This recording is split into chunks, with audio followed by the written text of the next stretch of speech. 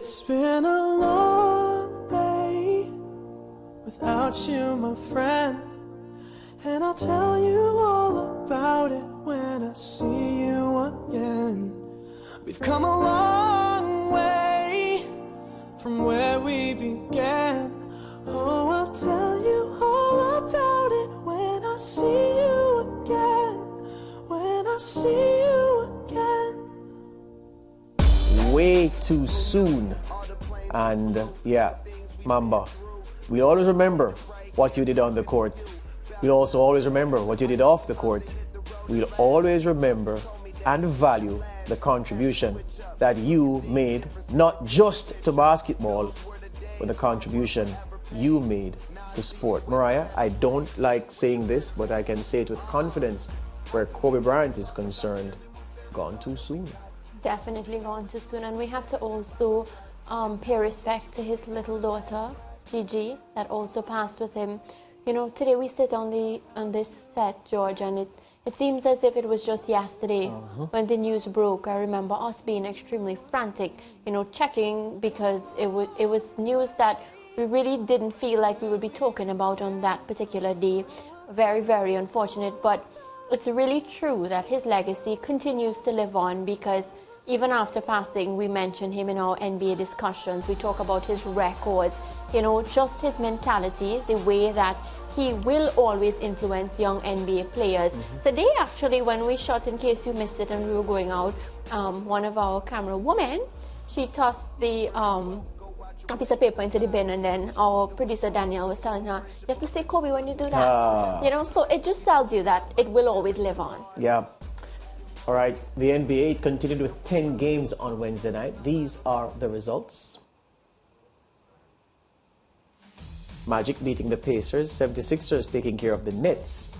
The Wizards beat the Rockets, Hawks beat the Thunder, Bucks too strong for the Nuggets. The Timberwolves, they won, beat the Pelicans. Warriors overcame the Grizzlies in a grudge match. The Raptors, they beat up the Kings. The Trailblazers and the Jazz in a nice scoring affair. The Trailblazers winning. And the Lakers, they beat the Spurs. Now, the Warriors hosted the second best team in the Western Conference, Memphis Grizzlies, in a game that had more than its fair share of drama, right down to the final possession.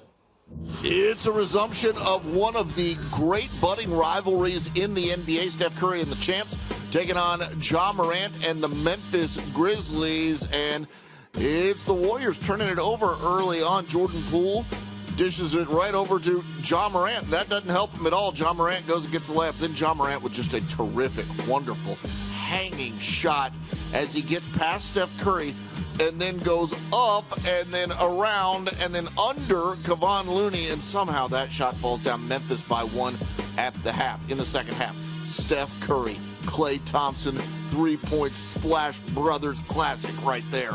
Then Kevon Looney to Steph Curry for three, plus the foul, and of course he would make the free throw. This tied game at 85 apiece. Desmond Bane getting some back for Memphis as he knocks down a corner three, and the Grizzlies up by 5 late in the third. Then it's Jaren Jackson Jr. in the fourth for three. The lead swells to 9, but here come the Warriors. Steph Curry, three, money. Then Jordan Poole racing down the court for the layup. This cuts the lead down to 2 with less than 4 minutes to go. Then it's Step back and hits the jumper there. That ties the game at 113. Now watch closely here. Off a miss, the Warriors get it to Jordan Poole, and he just pulls on a three with Steph open. We spot shadow Steph off a Jordan Poole miss. Steph, unhappy about the shot, throws his mouthpiece. The referee immediately calls Steph Curry for a technical foul and throws him out of the game for throwing that mouthpiece. So, Ja Morant and the Grizzlies with a chance to beat the Warriors without Steph, and Morant makes a layup to tie it at 116. Then Klay Thompson knocks down a heroic three here with less than 15 seconds to go. Golden State up by 2. How would the Grizzlies respond? Well, Ja Morant going up and around and over to Brandon Clark for the jam. We're tied at 120, 6.3 seconds left to go. Now 2.6 left, and the inbound for the Warriors is a thing of beauty. over to Jordan Poole. Yes, Jordan Poole, who Steph was upset at earlier, gets the game-winning shot as he cuts backdoor and gets the layup off the Dante DiVincenzo pass, and the Warriors get the victory by 2 in thrilling fashion, 122 to 120. Jordan Poole, remember in preseason he got punched by Draymond Green in a training ground spot, and I'm suggesting that had they not won after his role in Steph losing his marbles, he may have gotten punched in the dressing room. We're not laughing about it, we're just saying, yeah. Yeah, it just Jordan Poole clearly has a habit of getting under the skin of the senior players. Upset. Yeah. But yeah, good game. There's always this sort of rivalry whenever the Grizzlies come against the Golden State Warriors. And of course, we know it dates back to previous years, that rivalry. And it's always good fun to watch because it's as if both teams are on their guard. And of course, they're giving us their best game of basketball because it's bragging rights. Yeah, I was pleased to see the role that Klay Thompson played in the game. And Jordan Poole having first of all, I think that decisive play, the final basket, I think the play was drawn up for Jordan Poole because relative to where everybody else was, he had the direct run right to the spot to be able to get into the zone. We called it the paint back in the day, to be able to perform that layup. So clearly where everybody else was almost like boxing out and him free, I think the play was drawn up for him. So very good on the coach to trust him with the final shot, the final possession, and very good on him for rising to the occasion. I like when young players show that kind of cojones. He's ready to make the next step, Jordan Poole, but he has to be careful about angering who he steps on. Boys. Yeah, there you go. All right, so Steph Curry's ejection was the third time in his career he was being sent for an early shower. Curry, you saw there, threw his mouth guard in anger, but he admitted that he was surprised that the ref told him to go. I mean, I remember in 2016 when I threw it and I hit somebody, like that's clear situation. But this one, I'm sure you just saw how hard I threw it, but it didn't go into the stands. It was kind of like a delayed reaction by, I forget who it was. Talking about the official? Yeah, whoever threw me out. I kind of blacked out. When I threw it, I was like, I'm not just going to throw it on the court. So I threw it pretty hard, but I didn't think it got into the stands or put anybody, in danger. So maybe I didn't hit the floor too hard, but it is what it is. So was his ejection supported by the rules governing the NBA and that kind of play? Let's have a look. So, Section 5, Rule number 12, fouls and penalties. An official may assess a technical foul without prior warning at any time. A technical foul may be assessed to any player on the court or anyone seated on the bench for conduct which, in the opinion of an official, is detrimental to the game. The technical foul must be charged to an individual. A technical foul cannot be assessed for physical contact when the ball is alive. And there's an exception for fighting and taunting. And then, right, so based on that, so a technical foul call for delay of game, coach's box violations, defensive 3 seconds, having a team total of less or more than 5 players when the ball becomes alive, player hanging on the basket, ring or backboard, participation in the game when not on a team's active list, shattering the backboard or making the rim unplayable during the game. Comments on the rules G is not considered an act of unsportsmanlike conduct. A technical foul should be assessed for unsportsmanlike tactics such as disrespectfully addressing an official, physically contacting an official, overt actions indicating resentment to a call or no call, use of profanity, a coach entering the court without permission of an official, a deliberately thrown elbow or any unnatural physical act towards an opponent with no contact involved, taunting.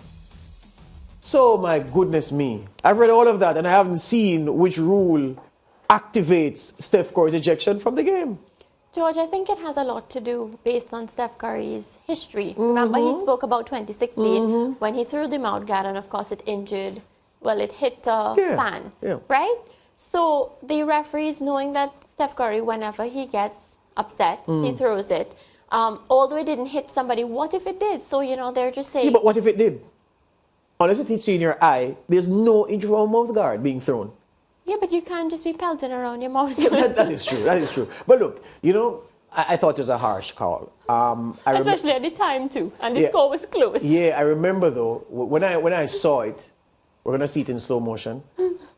Steph, come on though. I think Jordan has a right to go for that shot from there. Steph is Steph and he can score from anywhere, but ball in hand right there, I think Jordan has a right to shoot from there. But here's the thing, Moran. I remember when I saw this, I immediately recalled an incident when I was playing football for my community back in the day. Yeah. And that was the only time in my life I've ever been red carded in a football game. Only time.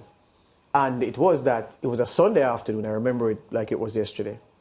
My uncle was refereeing the game. Oh, and he gave you the ring? Yes, but I was playing rubbish. The team was playing rubbish. I think we were 2-0 down, and the other side was knocking the ball around. We were just off that Sunday afternoon.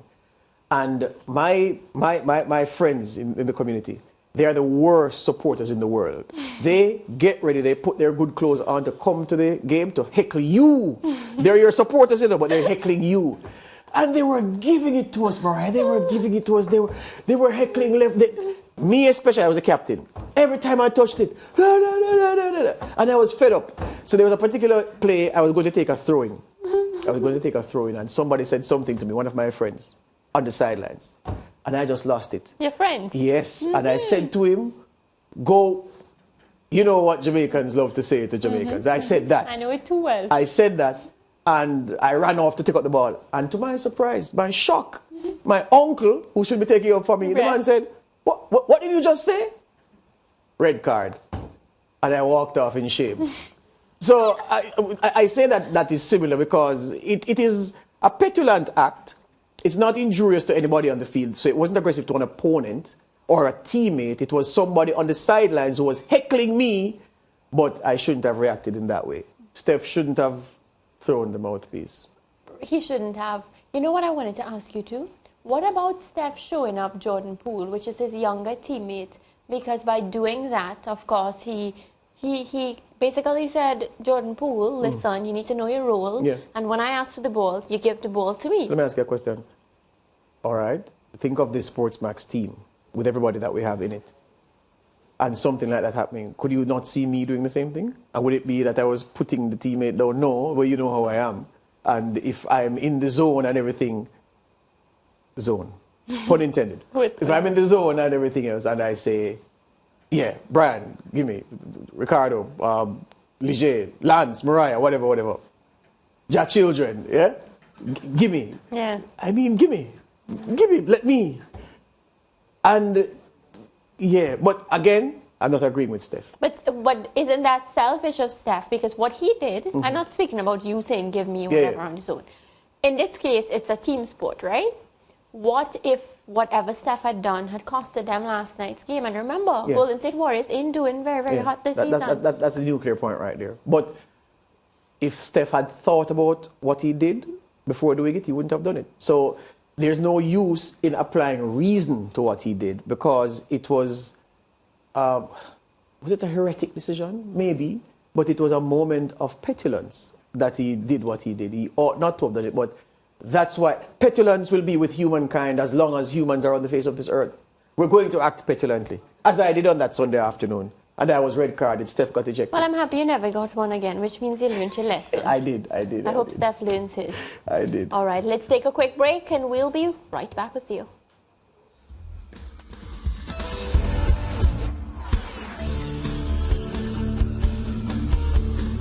On our own when that line had to be drawn in that line is what we reach, so remember me when I'm gone. How can we not talk about family when family's all that we got? Everything I went through, you were standing there by my side.